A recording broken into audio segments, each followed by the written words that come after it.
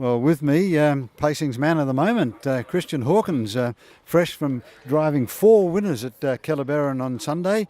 That's a great feat, Christian. Yeah, it's not too bad, but I wouldn't quite go that far. Maybe the country kid at the moment, but that's about it. And that's the first time I'd say you've driven 4 winners on a program, but have you ever won 4 races on a program anywhere before?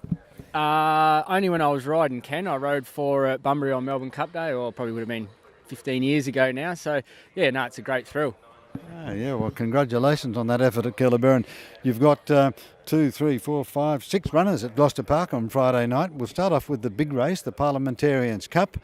You've thrown Daniel John and the Trilogy in at the deep end. They're both M1 class paces and they're running up against some free-for-all runners here, but they've drawn beautifully at Barrier 1 for Daniel John, the 10-year-old, and the Trilogy. So they're both racing well for you after resuming from a spell. Yeah, they're both right into this race, I think, with the draw. Daniel John's been open company horse before, so I dare say he'll probably look to hold up. And the Trilogy will probably just take the sit on whatever comes around, and Daniel John will probably hold up, obviously, until King of Swing, I would say, gets there. He'll have to take a little bit of pressure from Soki's, I think, but we won't be handing up, so we'll be looking for the right run. And the Trilogy, he's been in good form too, so I'd like to try and win a couple of races with him and look to maybe try and get into some of the better races. Not that he's probably up to the top ones, but with the right run, he runs good races when he's on the fence, and he's run third to Chicago Bull a couple of times last prep, so he's definitely up to him. And looking at Daniel John, he's a 10-year-old. Last season, you gave him 21 starts for 7 wins and 8 placings. So great credit to you as a trainer. Yeah, no, he's a marvel to train. I can't take too much credit for him. He's really easy and he's super sound, and he's just a lovely animal to have around. He makes my job a lot easier, and he's been the snorkel. He's kept the water out for a long time, that horse. So yeah, he won't be going anywhere in a hurry, and he'll have a happy retirement one day. I won't be able to put him anywhere. He'll have to get looked after forever. Beautiful. Are you going to drive Daniel John? I'll drive the Trilogy, and Corey will drive Daniel John. Corey Peterson driving Daniel John. Corey drives well. Yeah, hasn't driven this horse the greatest his first 2 starts, so but that's all right. No, we all make blues here and there, and hopefully he can't get into too much trouble from there. So he's working for me now, so he gets opportunities. Great. Then you've got a big hand in the 6th event on the program. You've got She Could Be Good, First Joy, Don't Stop Believing. This is a race for mares over 21-30 metres, and Christian, who's going to drive She Could Be Good and who's going to drive First Joy? I think Dylan Edgerton Green is going to drive your top chance, I believe, in Don't Stop Believing, who's drawn Barrier 5. Yeah, Dill will drive Don't Stop Believing. He won on her the other day, and he'll probably stay on her, maybe going into some of the better races. I've got a bit of a holiday coming up, so he can stay on that one. I'll drive She Could Be Good, and Ryan Warwick will drive First Joy. So She Could Be Good, drawn Barrier 2. Good first up run, went 4th behind Don't Stop Believing when she led early, then decided to take the sit. Yeah, first up she took the sit. To be honest with you, I can't split them in this race, Ken.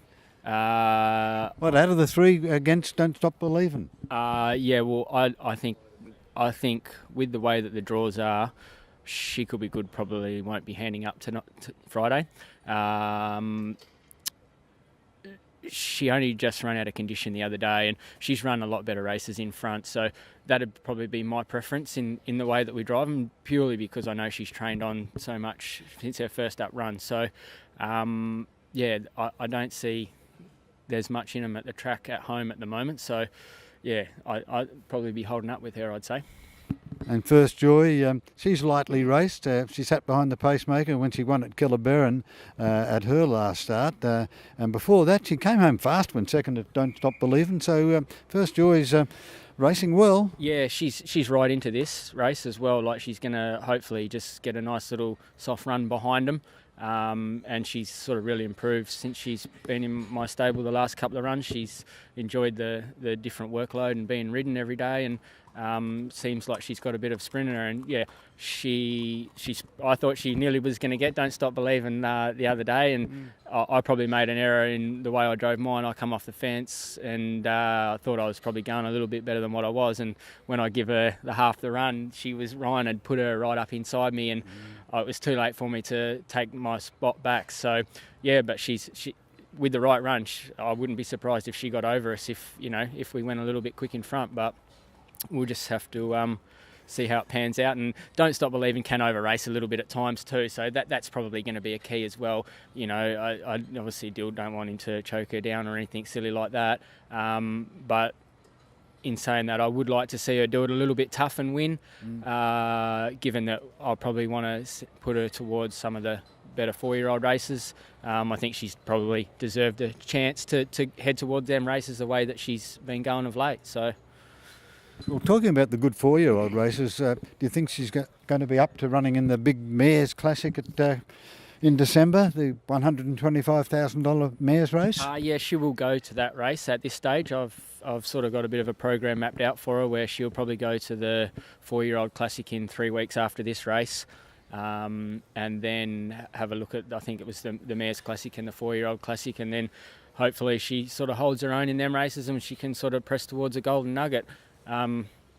Obviously you go into that with eyes wide open, but she's done nothing wrong to not deserve her chance to go to them races, and I'm sort of pretty excited about her ability, and in 6 months or 12 months time she's going to be a far, far superior horse than what she is now. So it's exciting. Well, Christian, you will finish a busy night at Gloucester Park on Friday night with Gotta Go Chocolate to be driven by Corey Peterson from Barrier 4 in race 8, the 8-year-old. He hasn't won a race for 14 months. No, he won for me here, like you say, 14 months ago, and then we moved him on. But he's found his way back, the old fella. So he's actually been going not too bad. He's had a couple of unlucky runs, and he ran a good race the other day at Calabaron. So this is a tough draw for him, so he'll have to go back, and it's probably going to struggle to get into the race at some stage. So if he runs in the first 5, I'll be wrapped. Yes, I think you couldn't ask much more than to finish in the top 5, because there are a couple of very good runners in the race. But all the best of luck, particularly in the Mares race with She Could Be Good, First Joy and Don't Stop Believing, and also in the Parliamentarians Cup with Daniel John and the Trilogy. Cheers, Ken. Thanks, mate. Thank you.